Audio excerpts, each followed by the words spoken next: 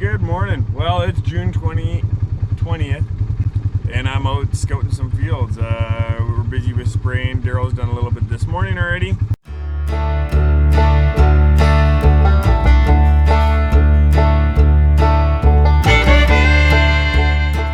We've had lots of wind and lots of heat.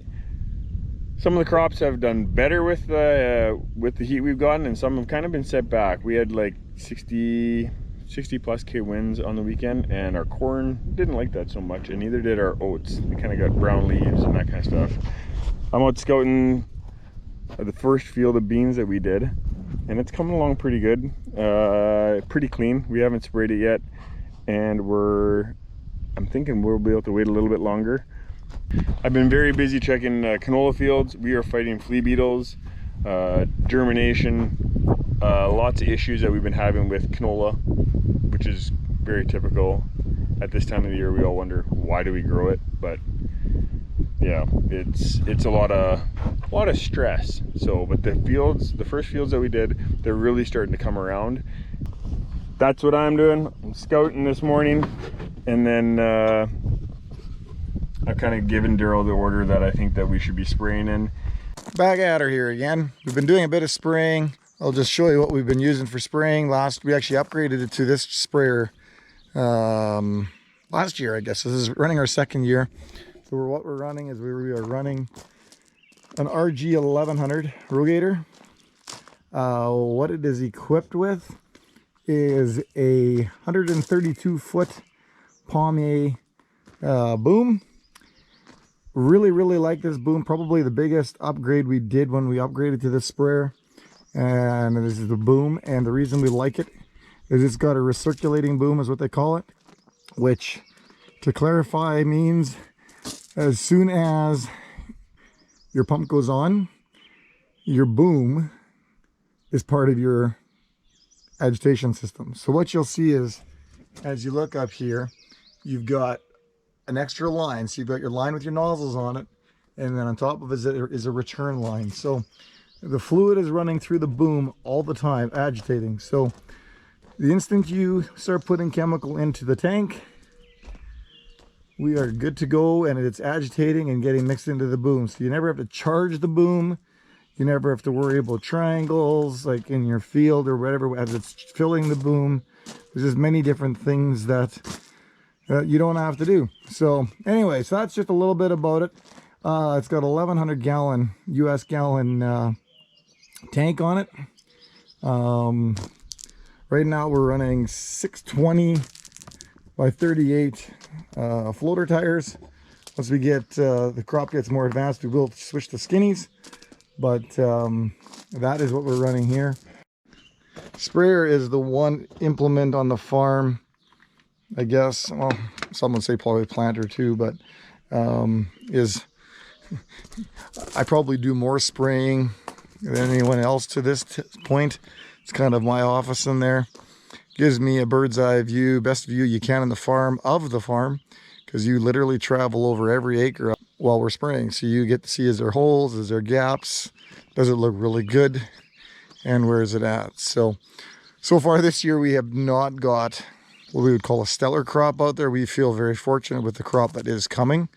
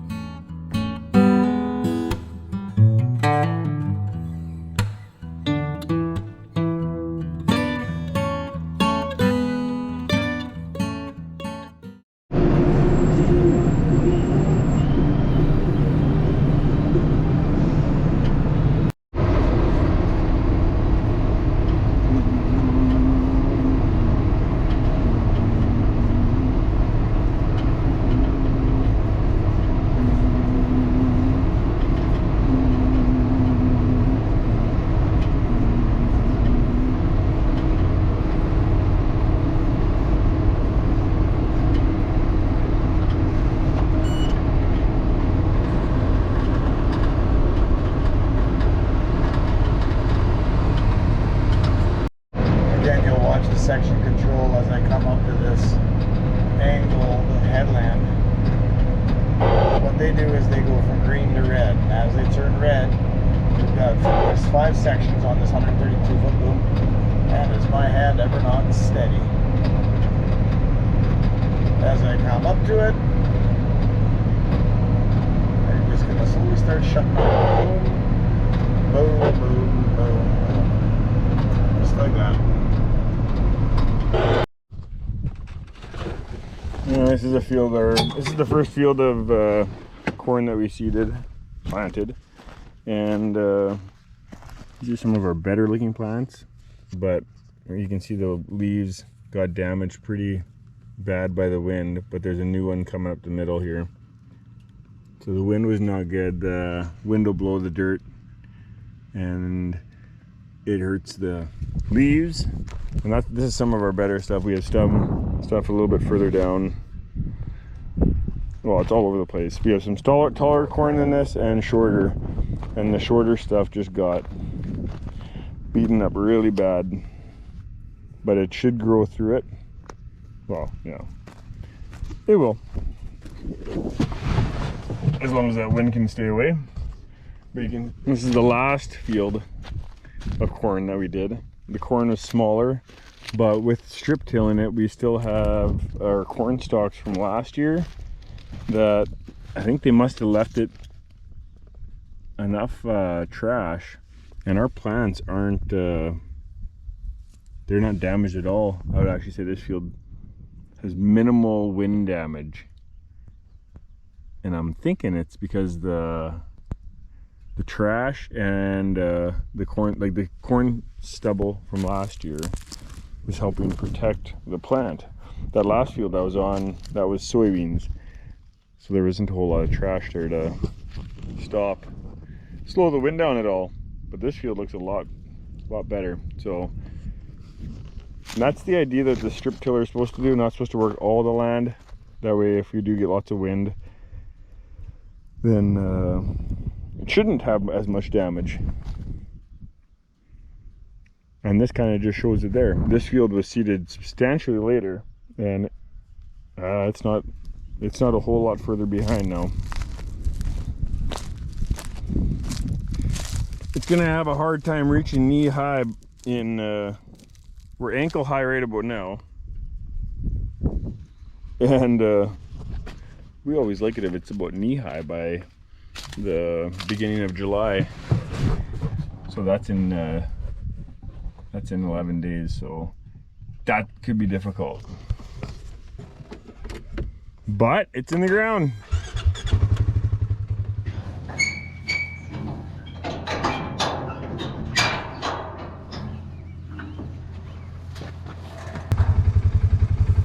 Okay, me and Dylan are gonna go move the cows from one paddock to another and then check on their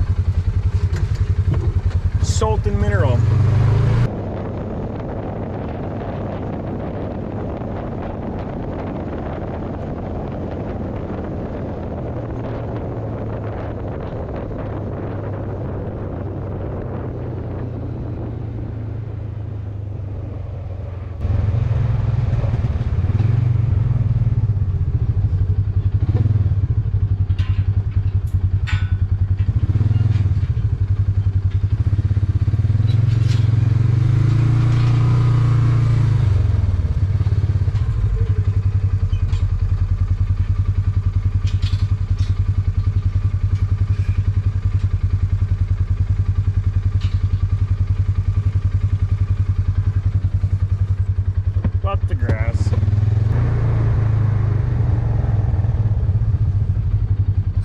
Different paddocks. So in this pasture we have all the way from those trees to those trees and then to the Mile Road, and then in here the pond is a central location, and we just open and close those gates.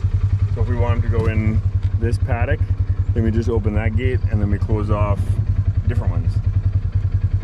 We'll go check to see what the grass is like in that other one to see which one we want to. You want to close it in before we do that? Yeah. We gotta close it off over there, right?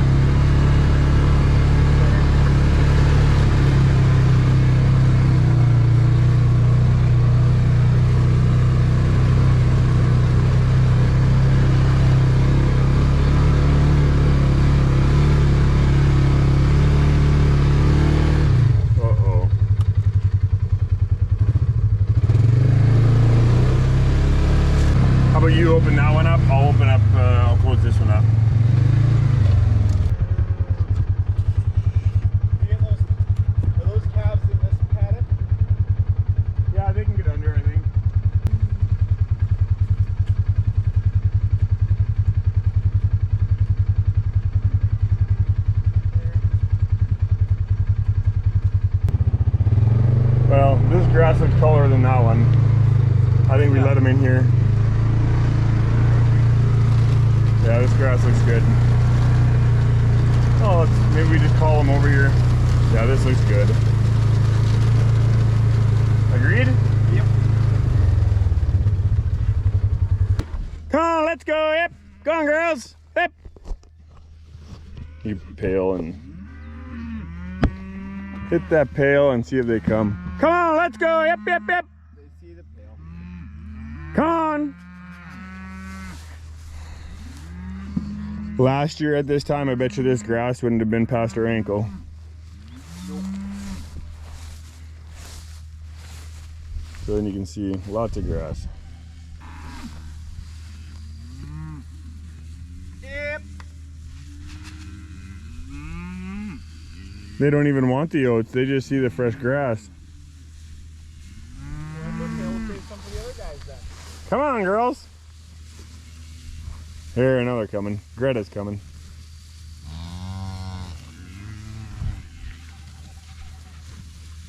Dump some, they'll start coming.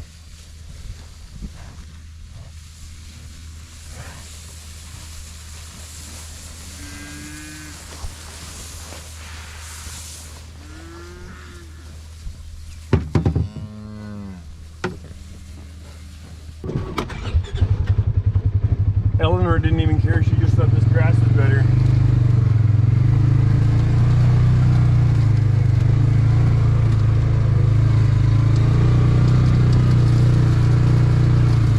That's about as easy as it can be though. They're all in the middle.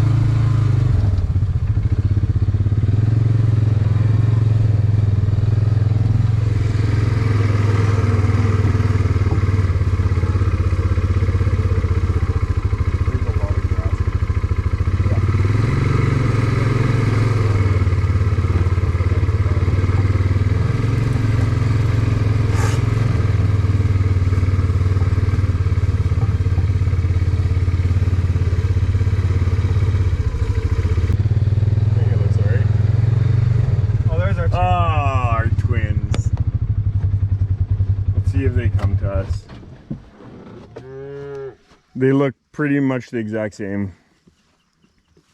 Hey buddy, come here.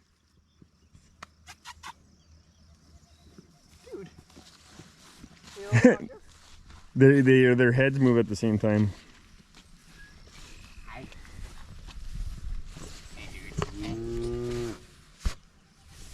Oh yeah.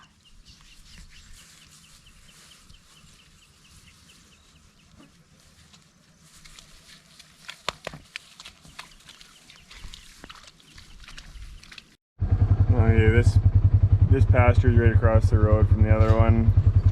We're gonna go check out some grass before we move them. They still have lots, but we're learning pasture management. Make sure the other grass doesn't get too tall, and you don't want some of the paddocks to get too short. So you gotta find the right time to move them. Lots of mineral. That's got lots of salt too. It's a good mix. Yep. Oh, that yard has some good grass in it. Yeah. Come on!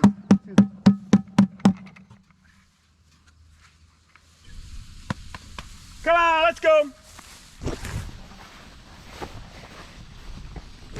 Come on, let's go! Yep, yep, yep! Hey, yep, come on girls! Let's go!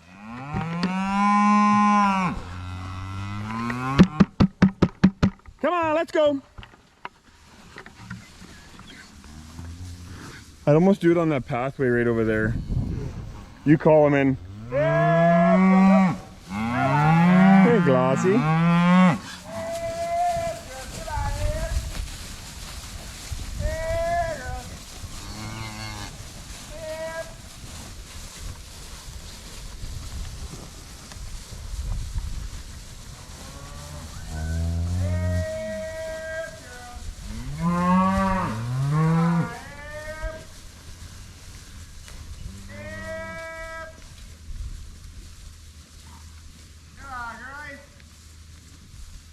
Again, we check them. Check for watery eyes, because watery eyes often mean they got pink eye, an infection. Come on, Johnny, let's go. Come on, let's go.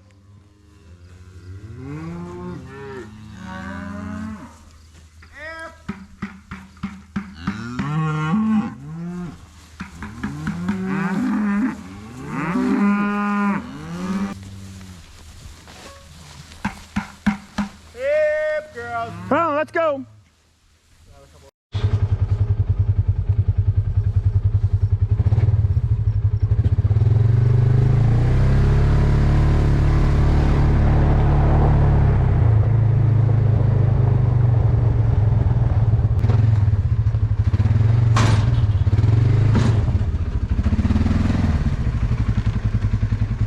Kyle's moved for another week.